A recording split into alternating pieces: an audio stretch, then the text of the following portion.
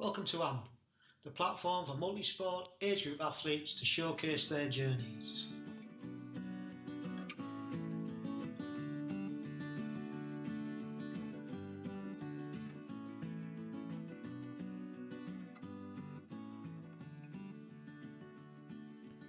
Welcome back to AMP. We're on episode 12. My name's Richard Conway, and I'd just like to say a big thank you to everybody who's been listening and leaving feedback and messages. We've now reached 1,500 downloads since we started, so a big thank you for your support. Much appreciated, and we'll keep putting out the content as long as we can get people who interview and you keep listening, so thanks a lot. Since the last episode 11, which featured Jo Parker and her llamas, we have seen the conclusion of the Tour de France. And what a 3-week race it was. Really enjoyed watching it. And just an incredible finish.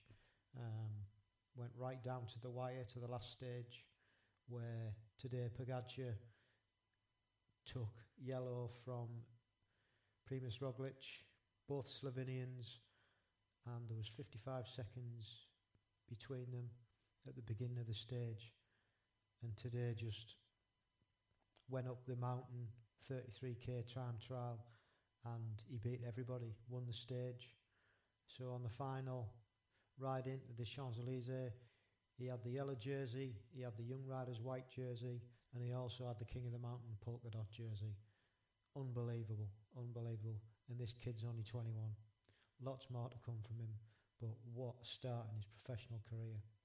And to top it all, George Bennett, the Irish sprinter, made it to Paris, and not only did he win the green sprinter's jersey, he actually won the final stage, and it was just fantastic to see. Really enjoyed that. So shame that's finished now, but we have got the World Championship cycling to come. We've got the Vuelta and the Giro, and you would think this was a cycling podcast instead of a multisport podcast, but cycling is part of multisport, and really enjoy watching it.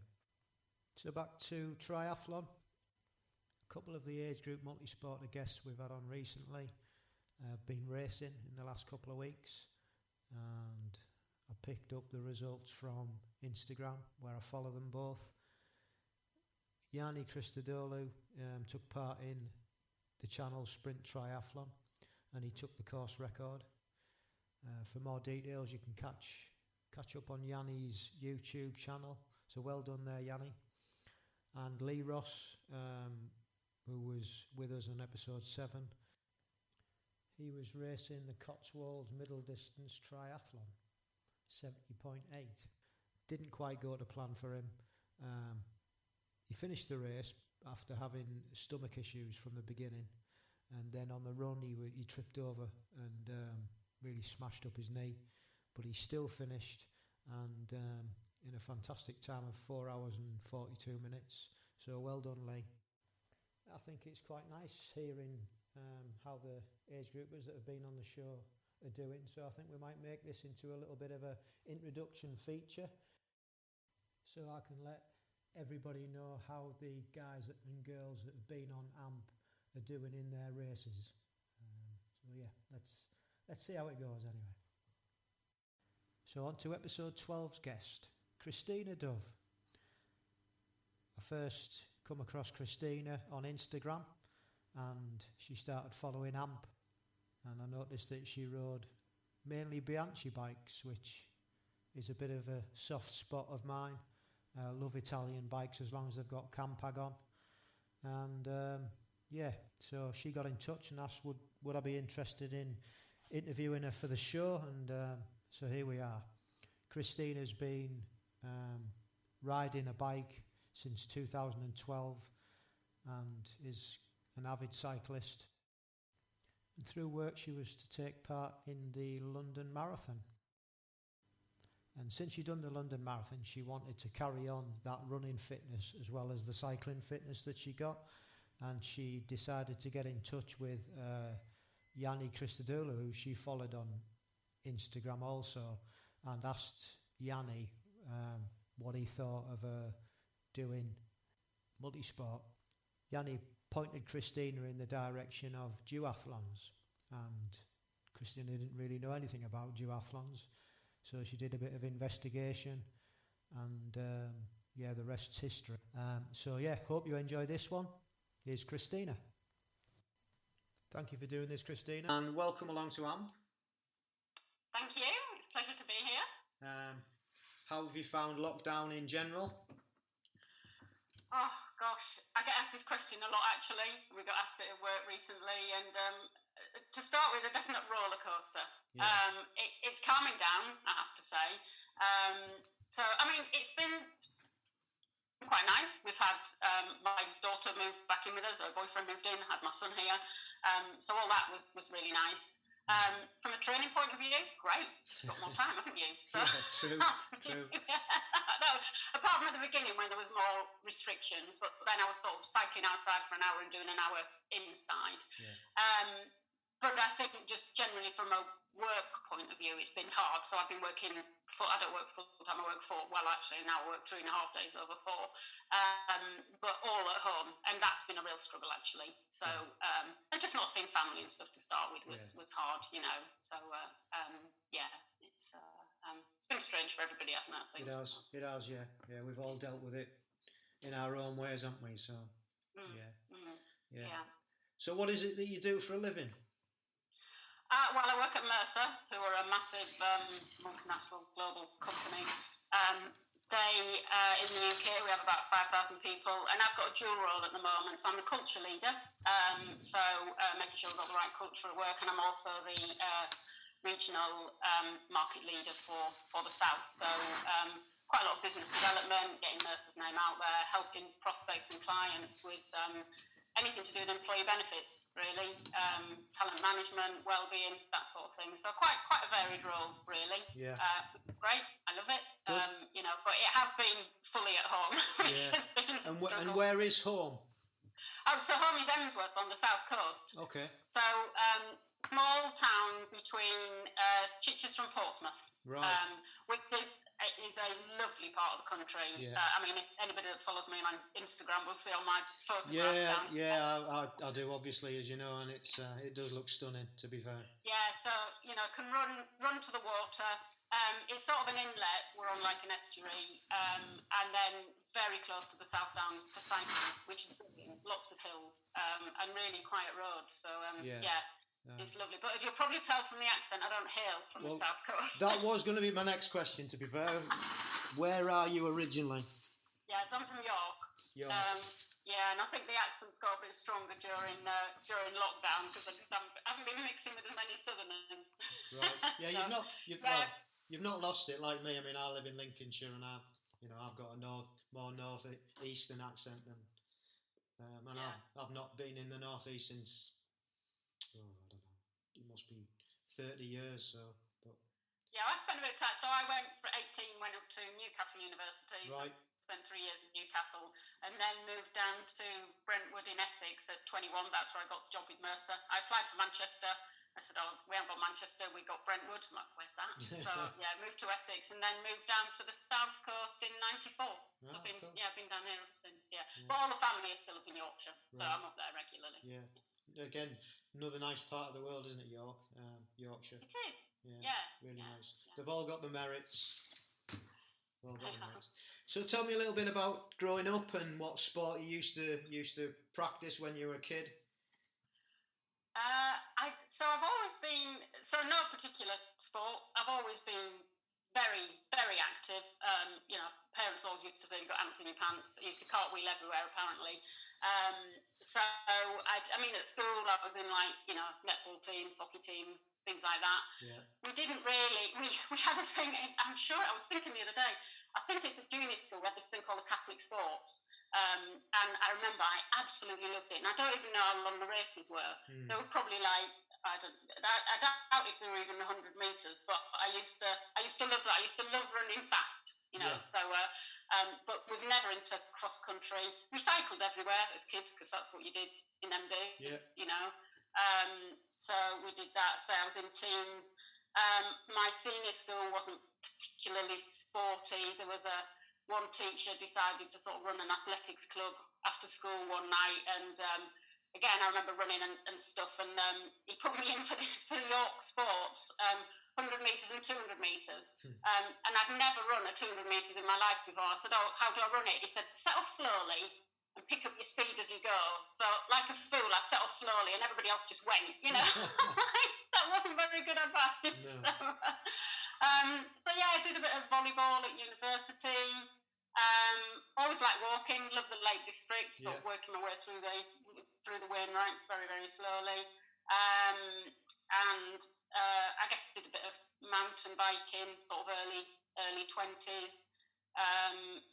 Bit of sail. Before I was 40, I wanted to sail, so I took up dinghy sailing.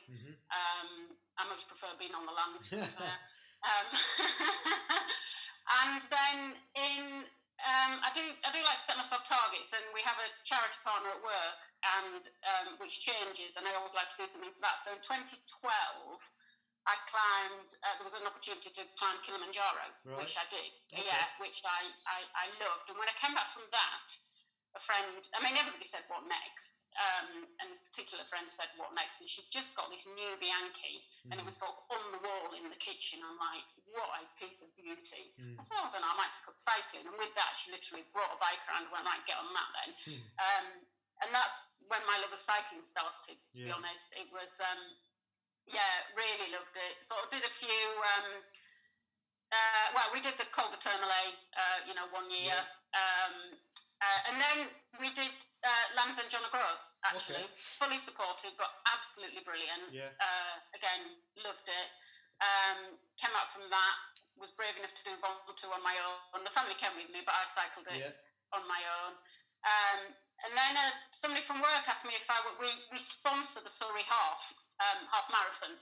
And somebody from work just asked if I would help promote it on social media, which I said, yeah, I'm happy to promote it. I'm not going to do it, but I'll promote it. And I saw there was a 5K option. I thought, that sounds all right. I'll see if I can run 5K. So I did. Came off that and went, I might run the London Marathon next year then. Oh, so, yeah, as you do, just off a 5K. So I sort of had this thought in the back of my mind, and so I kept sort of doing 5Ks over the summer. And then I got a charity place through work, get through British Red Cross, because that's who our partner is. And yeah, I ran the marathon, but I have to say I did not enjoy the training for the marathon at all. No. I'm not a long distance runner. But the day was brilliant. I loved it. Honestly, I just stopped to hug everybody I saw, and it was a dream. And then after that, I thought, it's a shame to waste these running legs. And I'd read a book by Louise Minchin, Dare to Try. Right. I don't know if you've seen it. She's on the front in a GB kit, and it's like, how can she run for GB? How does that work? So that's kind of up to Multisport, really. I was sort of thinking triathlon. I didn't even know duathlon existed. Yeah. And then I met Yiannis Christodoulou, who you had on a couple of weeks ago, on Twitter. I also met Paul Suet on Twitter. So saw those were age grouping. And Yiannis had actually contacted me and said, do you want any coaching or anything? And I was just chatting to him about age grouping. And he said, well, what about duathlon? What's that? And then he said sprint duathlon. I thought, even better. So that's kind of that's how you got into it. That's kind of up to there. So just going back so that was last summer. As recent as last summer. So what's the timescale then from actually representing punter to having the first idea of taking or trying to qualify? So literally last July I was sort of messaging Yiannis going, do you think it's possible? And he went, I think you could qualify. So the idea was, that was 2019. And I was going to try and qualify in 2020 for 2021. And he said, right, you need to register for British Triathlon.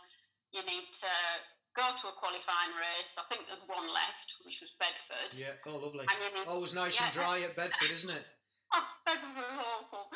And you need to do some races. So it was all a bit scary. I'm like, Okay. So I registered. I looked at this race. I did actually get a bit of an Achilles problem, but it was not. I mean, it was tendinopathy, I think. But I could still do stuff. He wanted me to do a race before Bedford, but it was quite a hilly one, and I just didn't want to risk the ankle. So I registered for Bedford, and of course, once I've registered, I just did tons and tons of research. I thought, what do I need to do to be able to qualify? Mm-hmm. And I knew the running wouldn't be good. I knew the running I'd sort of be, quite far back. But the cycling, I've never done any cycling racing, so I just didn't quite know. But I thought, I'm a pretty good cyclist, so it should be all right. So I turned up at Bedford. What a day! Did you go in October last year? Bedford? No, I've been once previously, and I think it was a few years ago. But it was, again, it always seems to have a downpour and be flooded and cold, and it was the same when I went. And not being a very big guy on an open circuit like that, racetrack, it just didn't do me any favours. I qualified from it, but it didn't do me any favours, and I vowed never to go back. Yeah, I guess what I had missed out is my first duathlon. So last July, I did do a duathlon in Chichester. It was sort of a bit of a fun one. It was a 5k run. I think it was a 33k cycle and a 5k run. And on the second run, I just completely cramped up. Yeah. But I finished, and it was actually from that I thought, actually, I quite like this. That was sort of the first proper race I'd ever done, really. So it was from that, and then Yiannis. Anyway, turned up at Bedford. Gave it my best shot. Awful conditions. Honestly, that last run, I felt like stopping, and I was just looking around like, well, nobody else is walking. I can't walk. Crossed the line. I think I came 4th or 5th in my age group. So, but of course, all the good ones are qualified anyway. So, so I didn't get an automatic qualification. Yeah. And then, of course, you have to wait, don't you? But I had 103% on roll down, so which is a good percentage. I was the best on roll down, but having not ever been through the process before, everybody else kept saying you'll be fine, you'll be first on roll down. Honestly, I was checking that website every 15 minutes for a week. Well, that just shows how much you wanted it. And then finally, I remember we were showing my son around Sussex Uni. And I, just popped off. I thought, I'm not looking anymore. Just had a quick look, and it was there, the queue. I couldn't believe it. So that was it. And then I didn't actually do any more duathlons until Punta. So Punta was my third duathlon. Yeah. But between that time, so Yiannis had been doing me a bit of run coaching. Yeah. I thought actually I could really do some cycling coaching, so I started using Mark Shepherd, which actually Yiannis introduced me to Mark, and we have the same coach. Yeah, I raced with Mark at Punta. Oh, did you? Yeah. Yeah, because he's in my age group. Very good. Yeah, nice guy. He's excellent. And we can talk a bit more about coaching later. So we really concentrated on the running for Punta. Yeah. Did everything again. I was supposed to do a duathlon in Southsea, which got cancelled. So,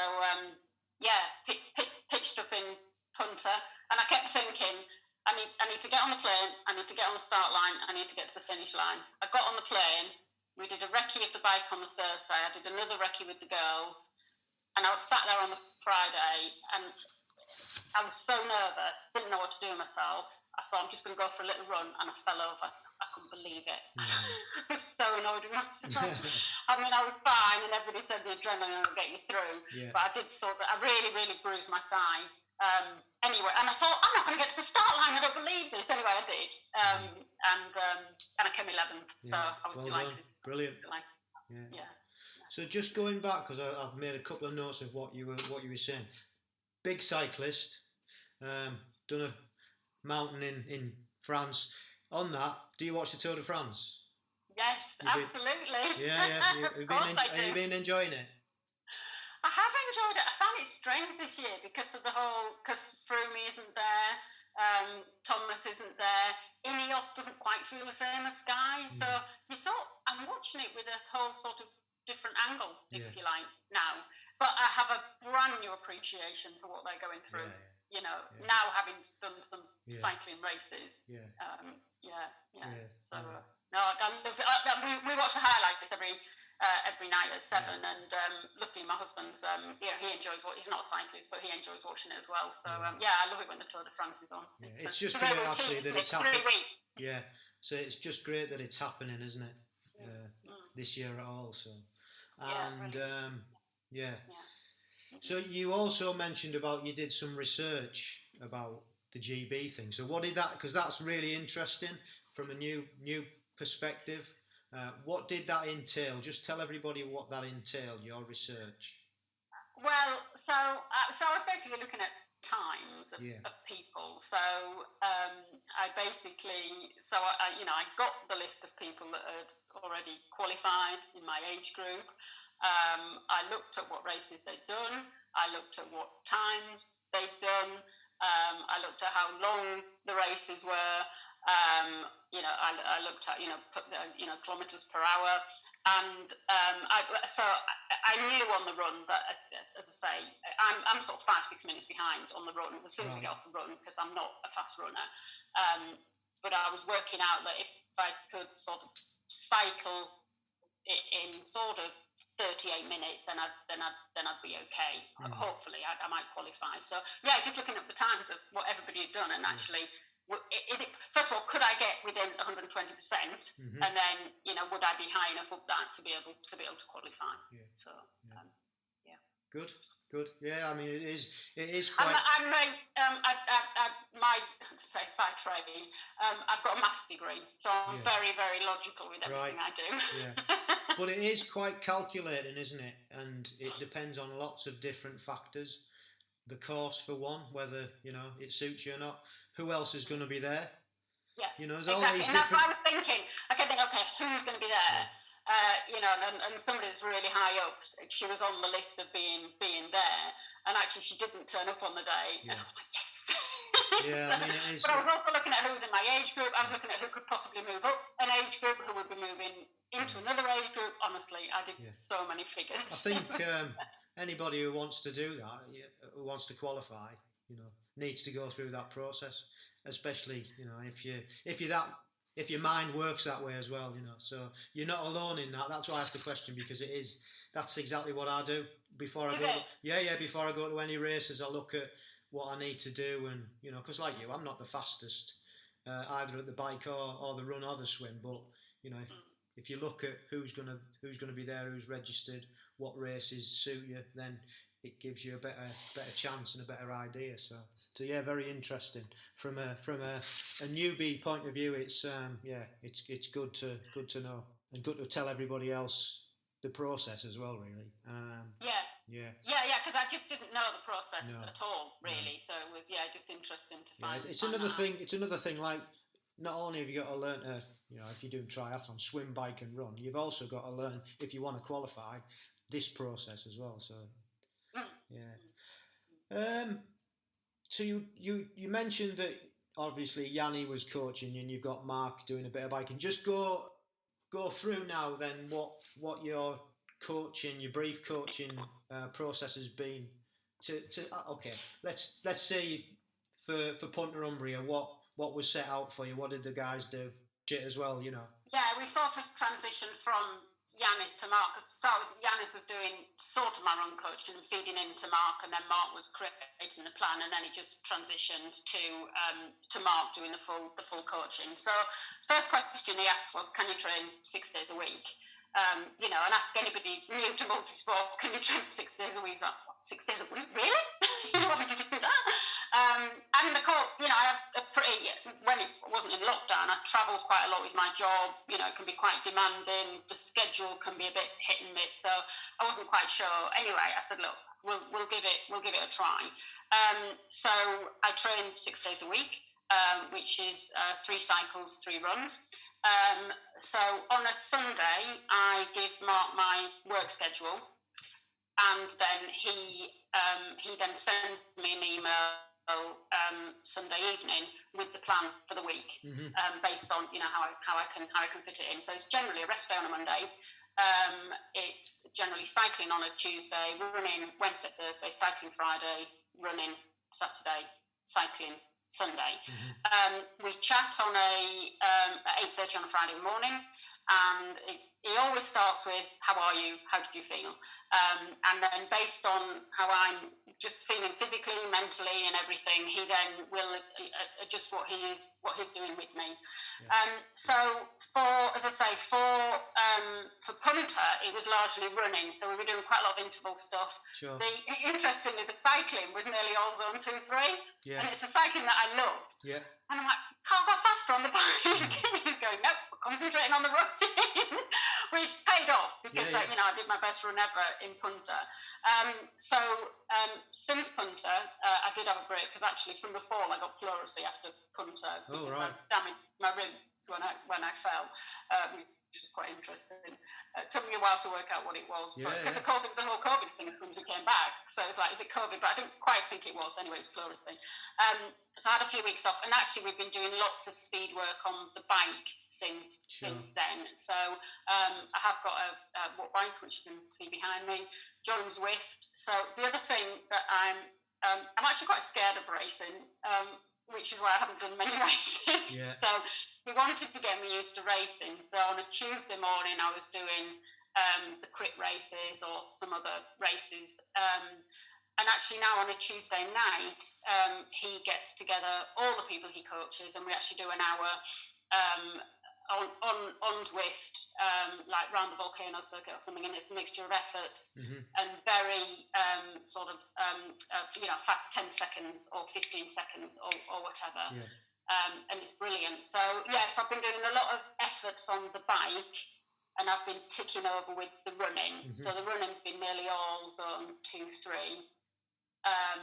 Bike's been brilliant. I've loved it. I've actually got power pedals on the bike as well, on my outside bikes now as well, which is great. But I've just booked in for a 5K at Goodwood in a few weeks' time, so we're just now switching from the speed work. We'll still do some speed work on the bike, but we're now just ramping up the running, and I did an interval session in the week actually. So but it's a real what Mark is brilliant at is these, he'll listen to how I'm feeling and things like that, and again I always want to know the science behind everything. So I'm like, well, why am I doing that? What what's that going to do for me? So, yeah, no, but it's good to ask the questions, isn't it? You need to know why, and what the outcomes of that training. I always find, I think it's important because you're doing everything for a reason, aren't you? Yeah, exactly. Yeah, and he knows what my goals are. We're working towards them. But his philosophy is very, very, patiently and slowly, but actually put maximum effort into the session that you're doing. So it might only be zone 2-3. So do it in zone 2-3. But if it's like a full effort session. I think the other day he said, if you're not dying, you're not trying. The old adage. So, what's your favourite distance? On what? Bike no, just generally on multisport, because that's. Oh well, so I do sprint duathlon. Sprint, that's. Yeah. And are you going to stick with that? I'd prefer super sprint if I could, but. Right. Sprint duathlon. Yeah. And. How do you find the drafting? Well, I haven't done drafting. Oh, sorry, no, I have done drafting. Of course I've done drafting. I've only done drafting, so I haven't got a TT bank. I've not done non-drafting. Yeah. So how do I find drafting? Well, actually in July in Chichester, we couldn't draft actually, but it wasn't TT bank, or was it? Maybe you could. You could if it was non-drafting. If non-drafting, you could. It's a casual thing that it didn't really matter. Obviously. Bedford was drafting, but to be quite honest, because I'm so far back, I can't really find people to draft with. I did find a girl to draft with, but it was so windy, we kept losing each other. Yeah. So, but in punter, as soon as I got off the run, I pedalled like hell to get to two British girls, and we drafted the whole way together. We took it in turns the whole way, and it was brilliant. Really, really good. So good. So it definitely works then. Good. Yeah. I mean, that's what I prefer. What I enjoy doing, being in the thick of that racing, and like you say, because you working together, and it's easier than doing time trials. It just is. Yeah. Well, again, I've never done a time trial either, but I am better at short, quick bursts. I've got very good. I want to say wattage, whatever it is, power. I've got very good short burst power, and we're working on my endurance power. Actually, that's what we need to get better as well. Yeah. Well, it'll come. It just takes time. Like Mark says, you've got to be patient. I know. From your experience so far, what advice or hints or tips would you give somebody in your position last July who was looking to go into age group, or anybody who wants to start multisport? First of all, I'd say just do it. Yeah. It is. I mean, it is a fabulous new world. I mean, first of all, if you get to represent GB, I mean, how wonderful is that? You get to represent your country. I just find the whole thing amazing. I think probably a lot of people wouldn't even think about that. They just want to go into multisport. So I would say just try it, have a go, because actually you don't realise how much fun it is until you do it, in a way, do you? And it's so friendly as well. Yeah. If people are going into multisport, I think what I would say is have a think about what you want out of it. Do you just want to do it for fun, or actually, do you want to win a medal? Yeah. And if you do, then how committed are you willing to be? How much effort are you willing to put in? So I think it is that balance of if you're doing it for fun, and that's absolutely brilliant, do it for fun. But actually, if you want to be serious, you do have to put an awful lot of effort in. So, I would highly recommend it to anybody. Yeah. I'm trying to get some friends into it, but they're not over keen. Yeah. I think the question that always stands out, people always ask is, what's your why? Yeah. Get why are you doing it? Is it to have fun, or is it to be a bit more serious? And both's good. If it gets you moving and gets you active and keeps you fit, or gets you fit, then it's all good, isn't it? Yeah, it is. Yeah. Good. So what's your favourite piece of kit? Now I know what you're going to say. I've seen your Instagram posts, so I know what you're going to say. But which one? Well, that's tricky, that, isn't it? My Bianchi Ultra is my favourite piece of kit. Yeah. I love my Ultra. Yeah. It's just, as soon as I get on it, I love it. So, I have a few Bianchis, but the Ultra is the best. And please tell me that the Bianchis have got Campag on it. Oh, they've all got Campag on it. Oh, well done, Oh, actually, sorry, I tell a lie. The new mountain bike have actually got Shimano, dare I say, but all the road bikes have got Campag, yes. Because that's sacrilege. Putting Shimano on an Italian bike's just... Do you know what? The mountain bike I just bought, and I didn't even know much about the mountain bike. It's just I've just got into mountain biking a bit during the summer for fun, and I had an old Ridgeback. I thought, if I'm going to do this, I need a Bianchi. So I just went on and Googled Bianchi mountain bike. So I wasn't as serious about that, but now all the road bikes. So I've got an Ultra, I've got an Infinita, which actually I bought for Lambton John Groves, which is nice. And then my very first one is a white coast-to-coast one. We've got a static caravan over in the New Forest, so I'll leave that one over there so that when I go over there, cool. I can cycle that one. So it's your bike then? Bike. I knew it was. Brilliant. I think so. Finally, it's what's next? What's your goals for the future? And I know it's difficult for everybody to answer at the moment, but what are your short-term and your long-term goals? Yeah, so short-term goals are obviously to try and qualify for next year. Yeah. So I haven't got a PQ for either. So what races are you looking at for next year? Well, so ETU Sprint Duathlon and ITU Sprint Duathlon. Yeah. So hopefully European. I'll get in. I think I've got a good enough time, so hopefully I'll get in for that. The World, I don't even know if there's going to be any spaces left. Yeah. So I would love to go to Almere, but So the short-term goals are to qualify for them. Long-term goals are to win a medal. Right. Simple as that. Yeah. And it was funny. I was listening to the one with Alf yesterday. Yeah. And he said, all you have to do is keep going till you're the only one left. Yeah, that's right. He's, and he's not wrong, is he? He's not wrong. It's the survival of the fittest. Yeah, but I'm in a way, I'm realistic, but it's good because I'm so new and because I'm so new to running that I can, Mark and I have had this conversation. I can definitely make gains in the running. So you've always got to balance getting older with how better you can get. But because I'm even really new to bike racing, so I'm still improving on both of them. So let's see where we can go. But I love it. I'm hopefully in it for the long term. I plan to be anyway.